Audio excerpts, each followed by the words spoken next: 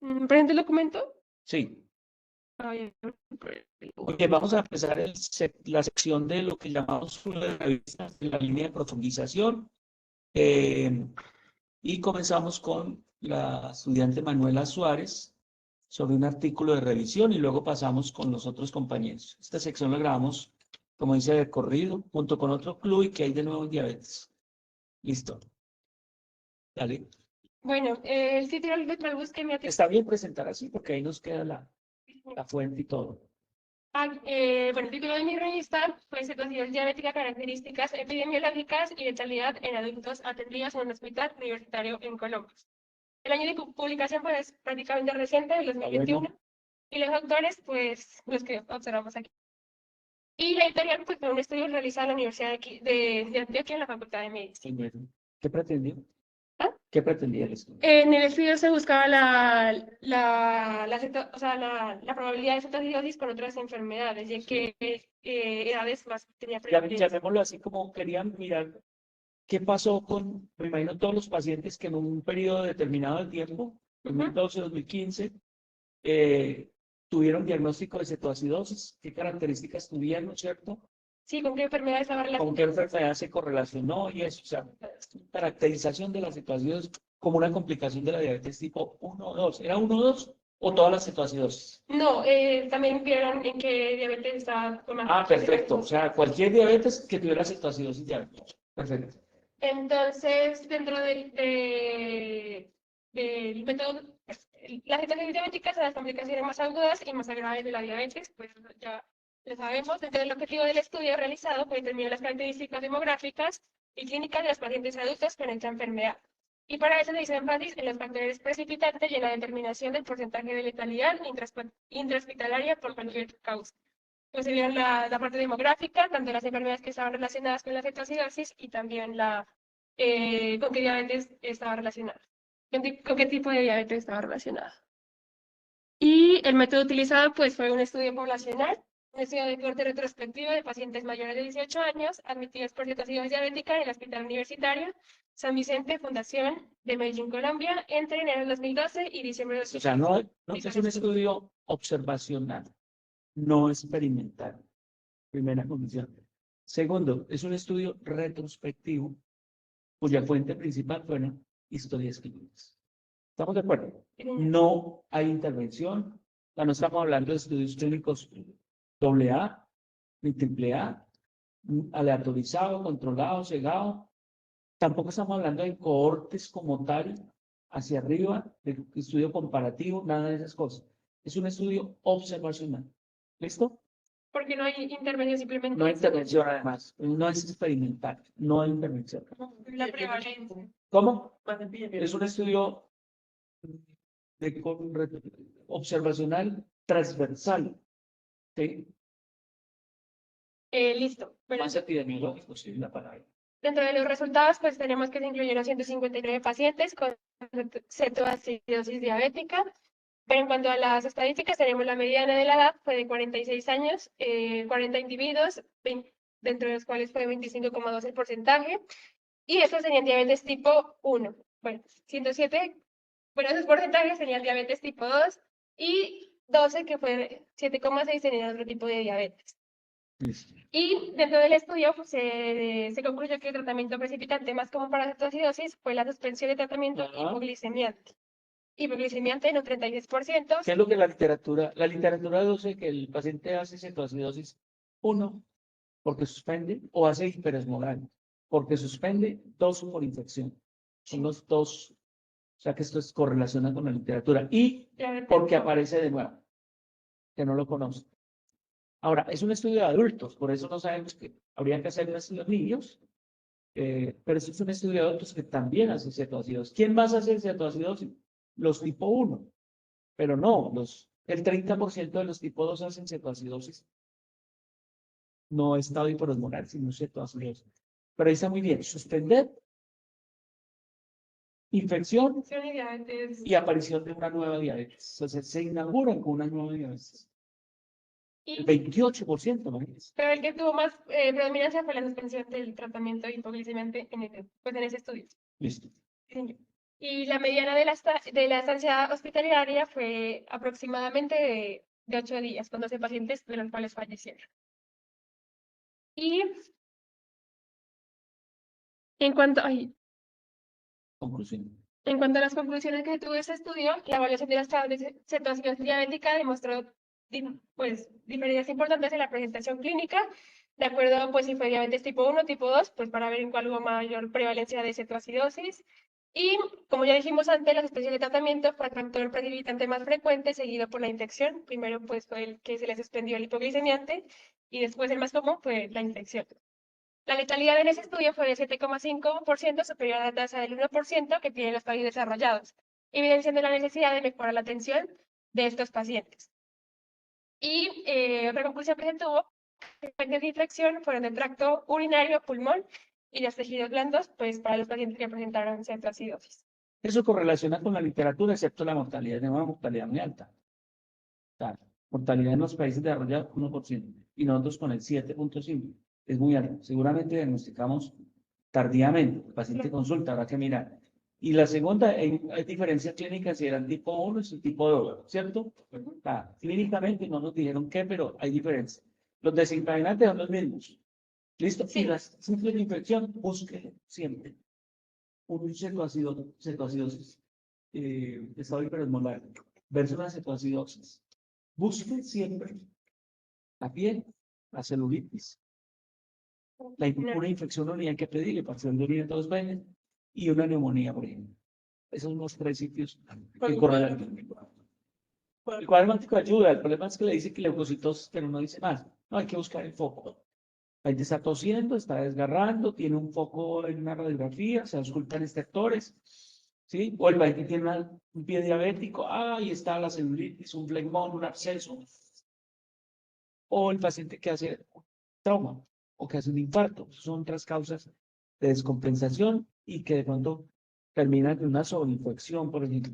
Pero el tracto urinario como un signo muy frecuente que no sé si es como que la orina sabe como a manzana, algo así, en cetoacidosis. Pero en cetoacidosis es el olor a manzana. También dicen a mi doctor, ¿eso lo percibe? No, no lo veo tanto como lo describen. Pero es un signo así que sea súper visible. No. La respiración cetoacidótica sí, los cambios mentales sí, pero la respiración de pulmón. Nunca olvido, yo tuve una clínica, ¿no? Donde estaba la 50 con 18, se ubican en Armenia, no. La carrera de 18 con 50 fue la clínica del sur, ¿no? La clínica privada que existía. Yo la creé y duró muchos años. ¿Al lado de una iglesia? Al lado de una iglesia, la iglesia cerquita ahí, no, al lado del Cesmar, más cerquita del rompoide de tres esquinas, subiendo, donde está Cruz Verde, al frente de las bombas. Ahí, bueno, entonces, llegué yo un sábado, o sea, yo todavía había muchos médicos, o sea, hacía turno 24 horas, y yo pasaba muy frecuente, y de pronto llegué el sábado y me senté. Cuando me dice la contadora, me dice, todo, estoy preocupada, mi mamá de ayer está como malita, muy depresiva, muy irritable, muy tal cosa, ¿verdad? Y ella vino a hacer, y le dijo, mira, que pareció una dosis, y yo, venga, no, ¿y qué pasó? Y, pues yo la tengo, yo creo que ha sido normal. Ya la notas como son también.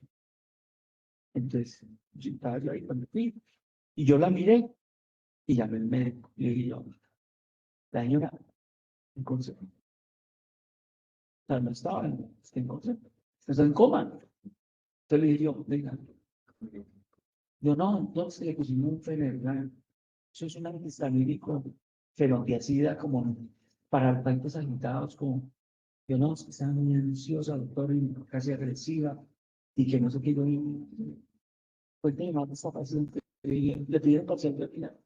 Ah, no, entonces, no, me tengo un parcial de orina, una infección urinaria, y yo, mire la respiración, esa señora, y le dije yo al doctor, que era un doctor, tenía sus amigos, y yo, ¿cómo es esa respiración? Entonces, una neumonía, mírela. Le dice, señora, tiene glicemia. Y no, oiga, el glucómetro. Ahora en este. Bueno, eso hacía núcleos. Tin, 600. Hacen el parcial de orina, glucosuria contable. Tiene una cetoacina, tiene estado mixto. Un hiperhormonal con una cetoacina. Claro, la gente está haciendo la síndrome de calorías. Y los hijos que no, que están en el siglo como. Cuando averiguando, y están mirando, entonces, como le dio una gripa y están tomando mucho líquido, orinando mucho. Es una de más. Muy bien, el resumen. Esa es la idea del resumen de un. ¿Listo? Tú vas a compartir algo ahí, si quieres, dejamos de compartir y tú compartes. Se lo mando aquí, se lo mando Para aquí. que quede grabado. No, no tiene la presentación ahí. Sí. Y pero se lo voy a cortar y se lo voy a cortar. Ah, sí, de puedo poner. El de, pero yo lo puedo presentar acá. Sí, Sí. hágale, pongámoslo entonces acá. ¿Tú lo tienes? ¿El de ella? No. Te lo mando. ¿Tú tienes WhatsApp abierto ahí? Sí. Eso, mándalo WhatsApp. Mándalo al grupo. Para que lo dejemos ahí grabado. Pero tú ya lo tienes WhatsApp. Sí.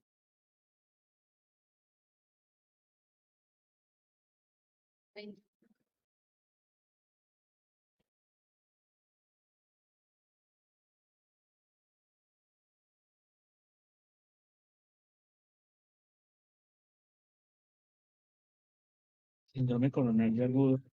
Con ustedes, ¿no es cierto? Sí, señor. El doctor Gilberto, usted ya me dice que ya hablaron con él. Nos mandó las guías del síndrome coronario agudo. Lo voy a poner ahí en el grupo de Sí. Ah. síndrome coronario agudo, dijimos, ¿no? Ese lo voy a poner en el grupo. Bibliografía. Listo, ahí lo puse.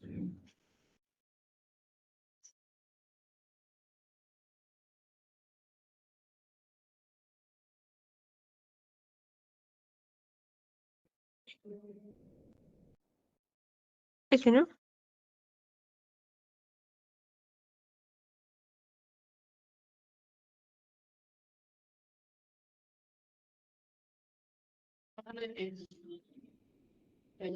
Ay. Hay un más, ¿verdad? Sí. Bueno, ese artículo de diabetes mellitus con manifestaciones en la cavidad oral. La revista fue de CCI, la revista médica de Alta en el año 2019. Los autores son Ingrid González Artes, centro investigador del programa de medicina de la Corporación Universitaria Rafael Núñez, y Dayana Arroyo Carrasca del programa de medicina de la Corporación Universitaria Rafael Núñez. O sea, Corporación Universitaria de Rafael, ¿cuál es? Cartagena.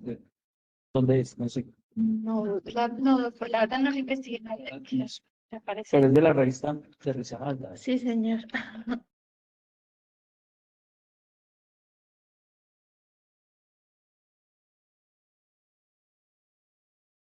La enfermedad periodontal, la enfermedad oral, ojo con enfermedad oral y diabetes, y pacientes que no se contengan. Es un foco frecuente, ya lo vas a mostrar, es un foco frecuente de no compensación, porque son pacientes que hacen enfermedad periodontal crónica, infecciosa, y todo factor infeccioso en un paciente diabético, sobre todo en 1 y 2, es causal de no compensación. Pues vamos a mirar es la casuística seguramente de lo que ellos encontraron en patología oral relacionada con diabetes, ¿no es cierto? Sí, señor. Entonces dice que la enfermedad periodontal es inflamatoria. Entonces dice que esta enfermedad afecta al 10 al 15% de los adolescentes con diabetes mellitus tipo 1. Los tres mecanismos por los cuales se presenta esta enfermedad es que hay una resistencia en la disminución de la infección por la flora bacteriana deteriorada y los cambios vasculares y metabólicos anormales. Dice que la periodontitis está relacionada con el paciente diabético debido al control de la glicemia, ya que en el paciente bien controlado se va a dar una respuesta tisular y una defensa normal contra las infecciones. Los investigadores aseveraron que la boca sufre los mismos cambios o efectos de daño de la microvasculatura por el control glicémico a largo plazo y que se encontraron concentraciones más altas entre algunos microorganismos como la capsonitofaga en las personas que tenían diabetes. Este hecho se debe a que las funciones de los neutrófilos, la quimiotaxis, la producción de las moléculas de adherencia y los fagocitos están disminuidos en la diabetes no controlada. Y también los monocitos y los macrófagos muestran una sobrerespuesta ante los antígenos bacterianos, generando así el incremento de la producción de las citoquinas inflamatorias como un factor de necrosis tumoral. Importantísimo eso, mire, lo que llamamos la etiopatogenia de las complicaciones en los pacientes diabéticos. La diabetes es uno de los estados de inmunosupresión más frecuentes de toda la humanidad. Yo diría que el estado de inmunosupresión actividad más frecuente es VIH, diabetes. Y el mecanismo, además de la vasculopatía o microamiopatía, ese es la diabetes per se. Y el estado de hiperglicemia sistémico dificulta la acción adecuada de los macrófagos, fagocitos y neutrófilos como tal, con su acción sistémica, y de los macrófagos a nivel tisular como tal. Un paciente que no se defiende adecuadamente. Y un paciente que tiene hipoperfusión. Hipoperfusión más disminución de la fagocitosis y las acciones de los leucocitos es igual a infección. ¿Listo? Por ejemplo, de los macrófagos y todo eso, más afecta en la parte periodontal. Todo sistémico. Por eso el pie diabético también. Por eso es sistémico. Es sistémico, exacto. ¿Por qué hacen tanta infección? Por eso. ¿Listo? Y también que en la mucosa bucal en los diabéticos, que se debe que hay un desequilibrio metabólico en el cual induce a complicaciones como la retinopatía, la nefropatía, las neuropatías y las arteriopatías. Y en el diabético se presentan alteraciones de la cicatrización debido a la mala perfusión de los tejidos, ya que en la microcirculación se ve afectada por la presencia de vasculitis o de las aterosclerósicos, y en un diabético más controlado se presenta más el riesgo porque el sistema de defensa reduce y contrae más fácilmente las infecciones. Y en la caries dental también es presentada bastante en ellos, porque también pues está mal controlado debido a que los mayores niveles de glucosa en la saliva dañan los dientes y terminan presentando caries en los cuellos dentales de todos los pacientes. Entonces, en lo más que todos los incisivos y los premolares. Muy bien. Eso hay que tenerlo en cuenta. O sea, cuando aborden los pacientes, cuando les toque, la prevención de la patología oral es fundamental.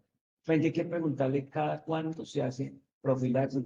Ahora, ojo, todo procedimiento odontológico es un factor de riesgo para que ocurran cosas. Por ejemplo, un paciente con una prolapso mitral, con una válvula protésica, con una valvulopatía reumática, que hace el antecedente de un procedimiento odontológico y que empieza a ser un síndrome febril prolongado. Ahí ocurren frecuentemente entonces las siembras sépticas a partir de la boca. Entonces aparece la endocarditis bacteriana, ¿sí? Incluso la sepsis en un paciente. ¿Cuál es el antecedente de un paciente que súbitamente aparece séptico? Hubo un procedimiento y no sabían que era diabético, por ejemplo. Y ese es el factor desencadenante para que ocurra una septicemia en un paciente o una endocarditis bacteriana que la prótesis o la daño valvular lo hace susceptible para que cualquier factor, un foco primario, con un procedimiento que lo que hace es mandarlo a la circulación, hace que se siembre una vegetación séptica en una válvula dañada. ¿Listo? Gracias. ¿Vas a compartir ahí? Sí, ya se lo envié. Y una pregunta, sí. Déjame compartir acá y que le comparto. No. Sí, La Listo. Una pregunta en un paciente que a nosotros hace poco nos dijeron que un paciente que constantemente tiene una úlcera que no se sana, pues uno tiene que sospechar de VIH. En ese caso también se podría sospechar de una diabetes. Es la úlcera. En la boca. Primero, la diabetes, yo creo que el VIH. ¿Sí? La diabetes es el primer factor causal de sobreinfección de no cicatrización, porque los juegos de cicatrización están afectados en los pacientes diabéticos. Sí. Listo. Pero, ¿dónde está? Te lo envié el correo. Ay, el correo, Lo el hubieras WhatsApp. puesto ahí en el WhatsApp. El WhatsApp, a ver. Te lo envío, más fácil a WhatsApp. No, ya lo tengo abierto Oh. acá. A ver. Bueno, ahí puse guitarras, pues, que hay denuncias. Bueno, entonces Canva. ¿Te Sí. gusta Canva? Sí, es más ¿Lo difícil. pagan Canva? No. No, nosotros por tener correo institucional nos lo dan gratis. Bien, ¿verdad? Sí. ¿De correo de Quindío? Sí. Yo lo estoy pagando que pagué como 15.000 pesos. A nosotros nos tienen todo gratis. No, pues, hay unos que sí hay que pagar, pero Sí.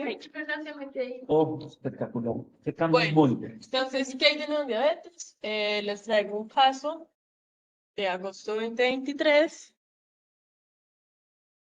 Bueno, la traducción es agregar empaglifosina a estagliptina más metformina. Agregar estagliptina a empaglifosina más metformina como terapia triple en pacientes egipcios con diabetes tipo 2. Un ensayo abierto de 2 semanas. Básicamente se está buscando cuáles son los pasos a seguir con los que más puede mejorar. Eso se le llama triple terapia, la combinación de los tres. Ya les voy contando mejor. Acá traigo pues una foto del estudio. Se hizo acá decía algo de medicina interna, en la Facultad de Medicina, de Medicina Interna de Giza, Egipto. Aquí tenemos el link. Y bueno, como les decía, 2023 es de agosto, pero no he podido encontrar bien qué día fue que se publicó, pero pues es muy reciente. Así a nivel general,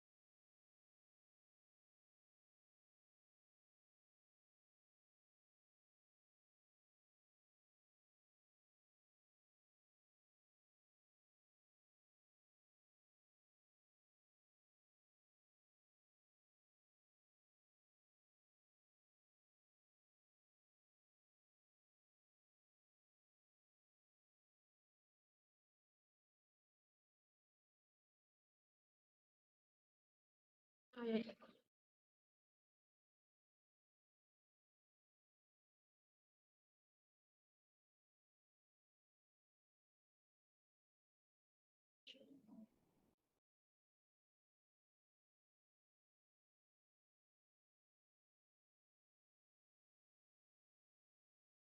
Ay, se cerró Pero el Canva. a ver, ay, es que no quiere, Compartir pantalla primero. creo que no quiere dar. Muestra. A ver.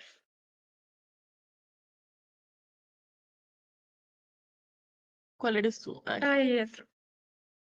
¿cuál es este? Esto, ¿cierto? Ay, Ay, pero ¿cómo no se hace? lo intentando. No, ¿en dónde lo tienes tú? Acá, ¿en dónde lo tienes tú? Acá. No, web. Ajá. Compartir. Compartir. Eso es cierto, compartir. Ok, ya. Aquí, ¿cómo abrimos acá? Ay, Allá, allá. Presentar. No, presentación. Ahí sí, ya está bien. Si quieres ponla desde ahí, está Presentar. bien. Yo creo que sí. Ya. Ahí sí, Ya. ya. Ya. Sí, estás duplicado, pero mira a ver si. Ya, perfecto. Ok, bueno, entonces sigamos acá. Lo repito. No, Ya. ya podemos continuar. Bueno, con respecto al objetivo del proyecto, era evaluar la efectividad y seguridad de 12.5 miligramos de empaglifosina frente a 50 miligramos de sitagliptina 2 veces al día como medicación adicional triple para pacientes egipcios con diabetes tipo 2 no controlada. Básicamente las fases, bueno, esto me pareció lo más importante de todo, entonces lo voy a leer tal y como decía acá. Entonces van a ver 3 fases. En el estudio participaron pacientes con diabetes tipo 2 no controlada, lo que ya les dije, hemoglobina glicosilada mayor al 7%, pero menor al 10% de edades comprendidas entre 30 y 65 años. A pesar de seguir una dieta y un plan de acondicionamiento físico y la administración de 1000 gramos de metformina 2 veces al día durante al menos 12 semanas, durante 12 semanas los pacientes elegibles recibieron un tratamiento abierto con 50 miligramos de sitagliptina o 12.5 de empaglifosina. Entonces, teníamos de los pacientes que inicialmente estaban siendo tratados con metformina. 12 semanas después empezamos un tratamiento en donde a unos se les dio sitagliptina y a otros EMPA. La Sitagliptina, sitagliptina es un inhibidor de la DPP4 sí, de lo que estamos hablando y antes. la empaglifosina es un inhibidor de la SLGTB2, que es un receptor a nivel del túbulo renal para la reabsorción de la glucosa. Al inhibirlo hace que haya glucosuro. ¿Listo? Es una glifosina y las otras son gliptinas. Sí, a uno el de sitagliptina con 50 miligramos y empaglifosina 12.5. 2 veces al día, además de la dosis inicial de metformina. Esa fue la fase 1. Luego los pacientes que tenían un nivel de hemoglobina glucosilada entre 56 y 86 milimoles por mol, lo mismo de la hemoglobina glicosilada que ya hablamos, al final de 2 semanas de tratamiento con 50 miligramos de sitagliptina 12.5 de empaglifosina más un periodo de metformina fueron transferidos a la fase 2. Entonces, bueno, sí, ya teníamos los que ya veníamos, fase 1 ya, vamos a la fase 2. Luego,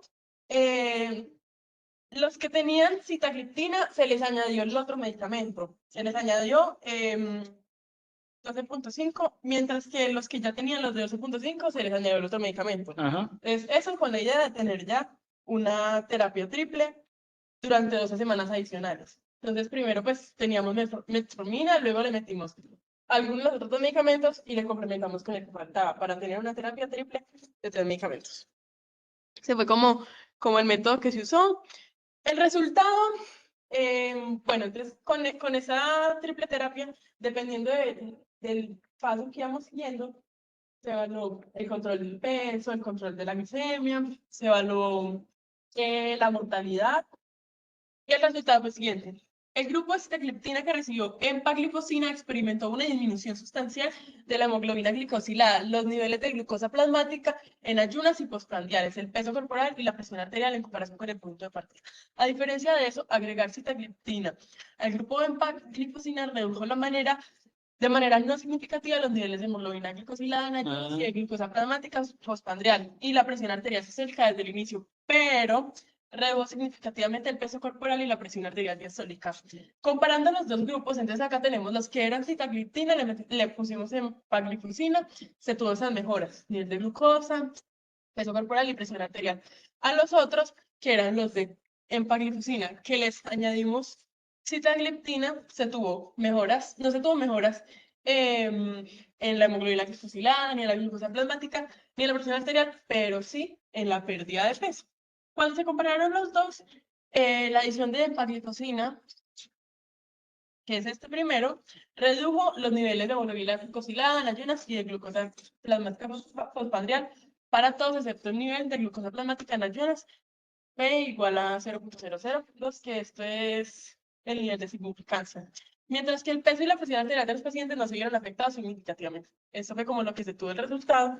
Y en la conclusión es que la sitagliptina y la empagliflozina pueden utilizarse como agentes adicionales efectivos en pacientes con diabetes tipo 2, que necesitan más de antidiabéticos orales.